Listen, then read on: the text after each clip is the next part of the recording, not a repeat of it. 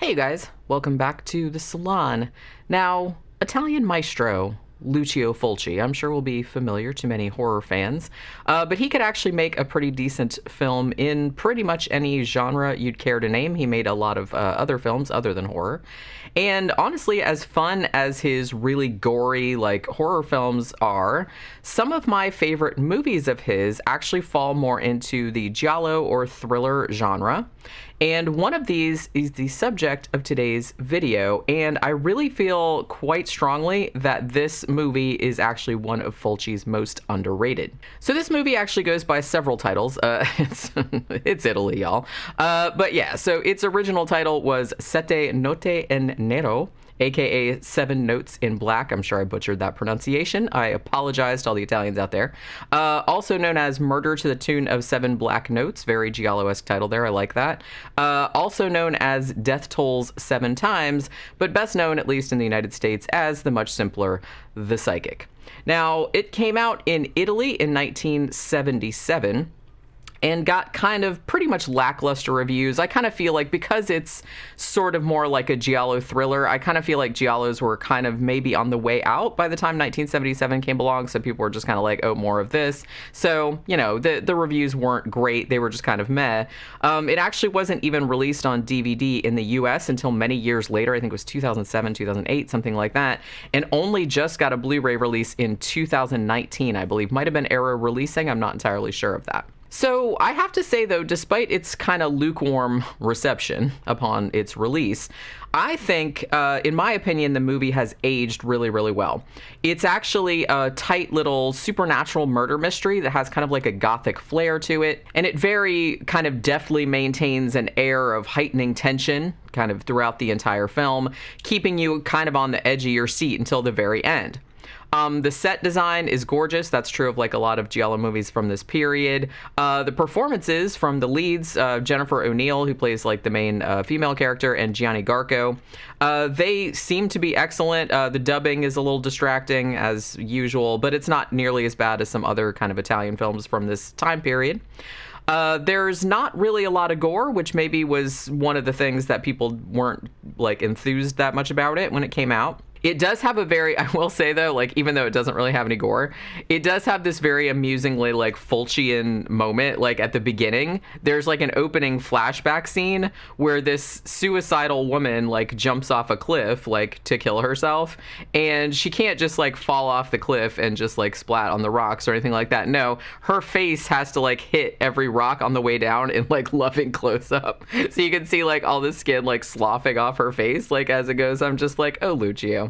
But yeah, he just couldn't like not have something like that in the movie. But other than that, the only other blood that shows up accompanies a couple of like not all that graphic head wounds that happen like later on. So if you're kind of squeamish about gore and you can like see the beginning part, which is gross, but it's pretty fake looking, so I think you'll be all right. But yeah, I mean, if you're squeamish, you can probably totally watch this. It's really not that gory. So The Psychic, like some other giallo movies and maybe like movies that are sort of giallo adjacent, maybe like Don't Look Now or something like that, it utilizes this plot device that I've always really liked. I don't know if there's a name for it exactly, but I'm gonna call it partially spoiling the outcome.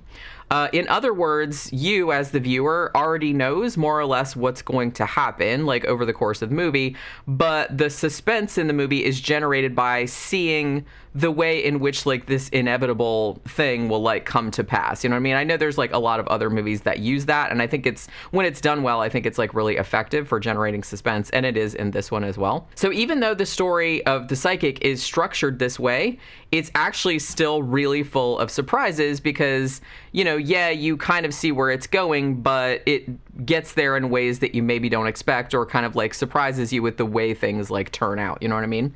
And actually, I've always really admired the screenplay for this, which was actually written by Dardano Sacchetti.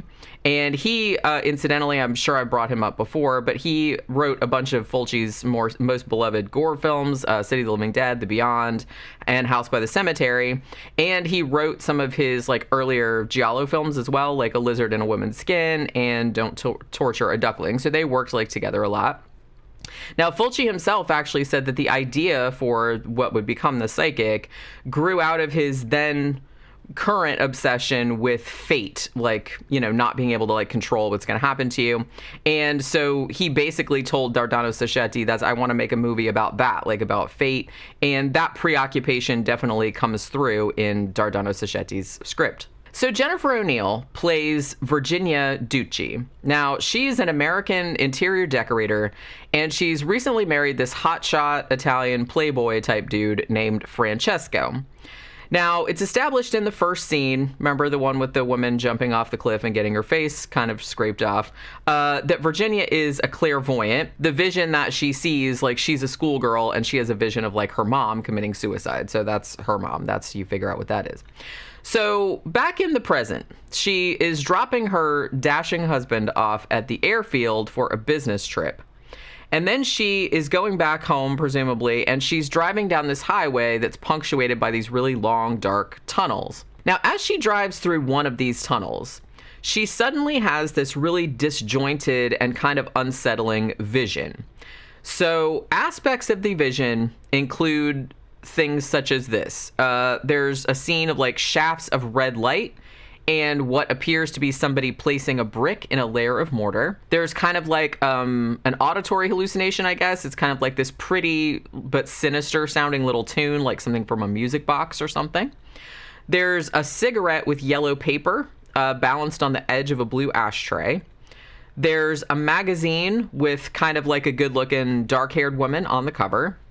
A yellow taxi parked on a dark street. A broken antique mirror. This really sumptuously decorated room containing like this overturned bust that has a letter underneath it. There's like a glimpse of a man's feet as he's like walking with a limp, like a really obvious limp. The very clearly visible face of a man with a mustache emerging from the shadows, like looking kind of shifty. An obviously dead old woman with blood all over her face and her head. And a room with a floor lamp with a red shade, and beyond that, a portion like the wall has like a bunch of the masonry removed, like there's a big kind of like hole like dug out of the wall. So after seeing this seemingly nonsensical collection of images, she actually wakes up on the side of the highway with a cop like knocking on the window and asking if she's okay, because I guess she spaced out while she was driving. So she snaps out of it and, but obviously she's really, really troubled. She knows she's clairvoyant, so she's just kind of like, I wonder what the hell all that meant, you know what I mean? So there's that. But in spite of her unease, she goes on to her first destination, which is actually the office of her friend, Luca Fattori. And he's a parapsychologist, and I guess that he's sort of like acting as a counselor, psychologist type of role because of her visions. So she basically goes there. I don't know if she was intending to go there to start with, but she goes there and she's like, hey, I just had this one. And so she tells him all about it and he records it. So he's been like, I guess, counseling her for a long time and recording like all of her visions. But he doesn't really seem to think that this one has any particular significance, like because it seems like just a bunch of random images. So after that, Virginia goes to this old palazzo that is owned by her husband, Francesco. Now, he hasn't lived in it for several years, and it looks pretty much abandoned, but Virginia has decided that she's going to surprise him, like while he's away, by starting to restore it, because it is actually really beautiful. It's just kind of in crappy shape. So the caretaker lets her in, and she kind of starts poking around.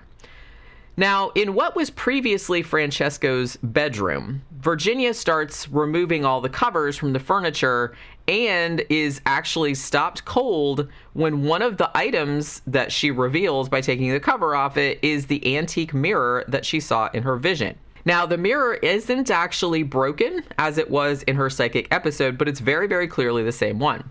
So obviously she's wigged out by this and she starts pulling off all the other covers. And yes, she finds some other things from her visions. There's the floor lamp with the red shade, for example, and she glances over at the wall behind the lamp, which of course in her vision had a big section missing out of it.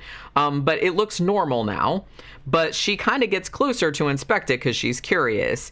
Now, at first, she doesn't see anything, and she kind of like laughs at herself, like, what the hell, I'm so silly, or whatever. But then she notices this really, really faint, like, yellowed line and what appears to be like a hairline crack, like around there. Now, still not completely sure that she should be doing this. She goes and finds a pickaxe in the basement and basically goes to town on the wall. It takes her like forever, and the movie almost makes us think that she's not going to find anything back there. But after like a little while, she finds, guess what? A skeleton. And so her vision is vindicated. So she basically calls the cops like, hey, I found a skeleton like walled up behind this wall, obviously a murder victim of some type. So from this, we can deduce, it seems very clear that Virginia has seen a vision of the murder that ended up with this body, whoever it is, walled up in her husband's palazzo. Now, she assumes, as you probably would, that the victim was the old dead woman that she saw in her vision, and that the murderer was this limping guy with the mustache that was lurking around on the staircase. So she's a little put out when her husband is picked up for questioning as soon as he arrives back from his business trip. Now, the cops and the lawyer all tell her, don't worry about it. It's just a formality. Since the skeleton was found in your husband's house, we know he hasn't lived there in a long time and blah, blah, blah. But obviously, we have to check it out because it's his property. Now, Virginia is very certain that her husband is not the murderer, not only because she saw another man, like in her vision, like she got a really good look at his face, but also because the estimated time of death of the victim kind of partially overlapped with a point in time several years earlier where Francesco was actually provably out of the country and so couldn't have done it. So Virginia gets really determined to clear her husband's name. So she enlists the help of a couple of lawyers, her parapsychologist counselor friend Luca, Luca's secretary, whose name is Bruna, and Francesco's sister Gloria, and they're all going to help her out because obviously they don't want to see, the husband get arrested for a murder he didn't commit either. But not so fast. Things get confusing pretty quickly from this point on. First of all, it's discovered that the skeleton behind the wall is not that of an old woman at all, but it's actually a 25-year-old woman named Agneta Bignardi. Now, after she sees a photograph of her, Virginia realizes that this is the same dark-haired woman that was on the magazine cover in her vision. Francesco actually admits to having a relationship with her several years back. Uh-oh, this is not looking too good for old Francesco. And that's actually not the only fact that seems to contradict her vision. She actually sees the old woman, like the dead one that she saw in her vision. She sees that woman very much alive outside of her window one night. And she also ends up getting several phone messages from this old woman in which she insists that she knows something about this murder. And it turns out that Francesco's sister, Gloria, smokes cigarettes with the yellow paper around them and also ends up giving her a watch that plays that little creepy tune that she heard in her vision as well. Now, the man she saw in her vision that she assumed was the murderer ends up being this guy named Emilio Rospini. Now, he doesn't have a limp, though he does seem to know something about this girl's death and generally acts like sinister as fuck. Now, she actually finds a photograph of Agneta that was apparently taken several months after Francesco left Italy, meaning that Francesco maybe couldn't have killed her, maybe Rospini was the killer, or was he? We're not entirely sure. So I have to say that the really tense, nail-biting fun of this movie is seeing all of the images in her vision, turning up one by one in reality and forming this big, it's like little puzzle pieces, falling into place. And you're trying to piece together how everything fits. What does this mean? What is this guy like? Because she sees these kind of random images that don't have any context. But then as all of the mystery starts to fall into place and you get all the context, it's really, really satisfying. I'm not really sure why. So I will say too that the coolest aspect of this narrative structure, and this right here is a big old spoiler alert, is that for pretty much the first half of the movie, both the person watching the movie, the viewer, and the film characters assume that Virginia's vision was of the circumstances of the past murder, the murder of Agneta Bignardi, who's the woman who was found in the wall. But as the story goes on, we slowly begin to realize, along with the characters, that Virginia's vision was actually of the future. And the suspense gets more and more intense as details start to fill in and we realize what's likely to happen and what exactly is at stake here. So it's a very self-contained and, like I said, a very satisfying narrative. And I will say that even though the end is a little bit like they kind of left it a little bit dangling, but I will say that overall, like, this is a really, really taut, like, enjoyable ride. It kind of gives me, like I said, the same vibe as some other giallo movies, but with a supernatural aspect to it. And it's a little bit like Don't Look Now, which, like, if you haven't seen that, spoiler alert for that too, but where John has visions through the whole thing that he thinks are the past, or he thinks are one situation and then they're actually like the future. So, you know, he thinks he's seeing visions of like someone else's death, but it's actually his own, like, you know what I mean? So this is kind of like a similar sort of thing where she thinks that, I mean, yes, this woman was murdered like in the past, but you're actually thinking that she was seeing the circumstances of that murder, but she's actually seeing stuff that's like still to come. Now, interestingly, here's a fact that I only just discovered today. I recently found out that back in the 1990s, Quentin Tarantino, of all people, was actually casually considering remaking The Psychic. Like, I don't think he ever went so far as to, like, try to get the rights or anything, but it was an idea that he was actually throwing around, like, back in the 1990s. And to be honest, I'm not really sure, like, how relieved I should be that it never really happened. I don't really know how that would have come out. It might have been a shit show. I kind of imagine that it would, because I don't know if you can like really replicate this. It has like a very specific time and place that I think really contributes a lot to it. You know, just like a lot of giallo movies. Yes, you can make like a modern day giallo movie that is like those, but I kind of feel like the vibe of them is just so like 60s and 70s that it doesn't work as well if you try to do it in the modern day, I guess. But I don't know if he would have made it like a period piece. It might have worked then, but I'm not really, you know, obviously it's not going to happen now because that was a long time ago, but that was like an interesting little bit of trivia that I found out about this movie. So have any of you guys seen The Psychic? Do any of you guys love it as much as I do? I would go so far as to say, I don't know if it's my very, very favorite Lucio Fulci movie. That would probably be The Beyond, but it's definitely in my top 5, and I feel like a lot of people don't talk about it. So if you've seen it, if you love it, if you hate it, leave your thoughts about it down in the comments. I'm really curious to see how many other people have seen it and how well known it is, how beloved it is.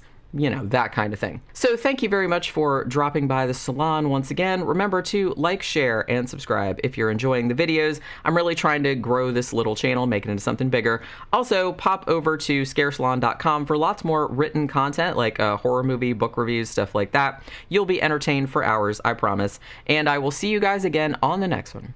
Bye.